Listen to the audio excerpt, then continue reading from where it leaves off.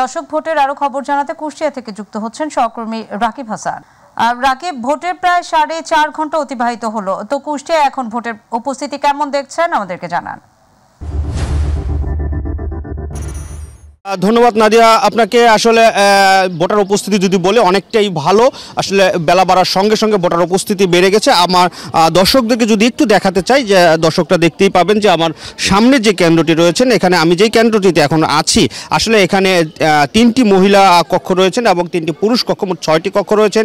মহিলাদের দীর্ঘ লাইন দেখে আসলে বুঝতেই পারবেন যে এখানে ভোটার উপস্থিতি আসলে কতটা বেড়েছে। অর্থাৎ সকালে যে যারা ভোট দিতে আসেননি, সকালের একটু পরে অর্থাৎ 12টার পর থেকেই কিন্তু তারা ভোট দিতে আসছেন এবং তারা নির্বিঘ্নে ভোট দিচ্ছেন। এখন পর্যন্ত আমরা কুষ্টিয়ার কোনো কেন্দ্রেই কিন্তু কোনো রকম ঝামেলা বা বিশৃঙ্খলার কথা শুনিনি। এই কেন্দ্রগুলো কিন্তু পরিদর্শন করছেন নিয়মিত যে আইনশৃঙ্খলা রক্ষাকারী বাহিনীর সদস্য বা ম্যাজিস্ট্রেট কিংবা ইউনো রয়েছেন, যারা তারা সকলেই পরিদর্শন করছেন। আমি একটু আসলে কয়েকজন ভোটারের সাথে আপনার একটু কথা বলে আমি তাদের সাথে একটু জানতে চাই যে আপনাদের সাথে একটু কথা বলতে চাই যে আপনারা তো ভোট দিতে আসলেন, কেমন মনে হচ্ছে এবারে ভোটার পরিস্থিতি? আমি করতে পারবো না। আপনারা তো ভোট দিচ্ছেন, কোনো ঝামেলা হয়েছে না, ঝামেলা নাই। আপনি কি ভোট সুষ্ঠুভাবে দিতে পারছেন? হ্যাঁ, সুস্থভাবে ভোট এবার দিতে পারছেন।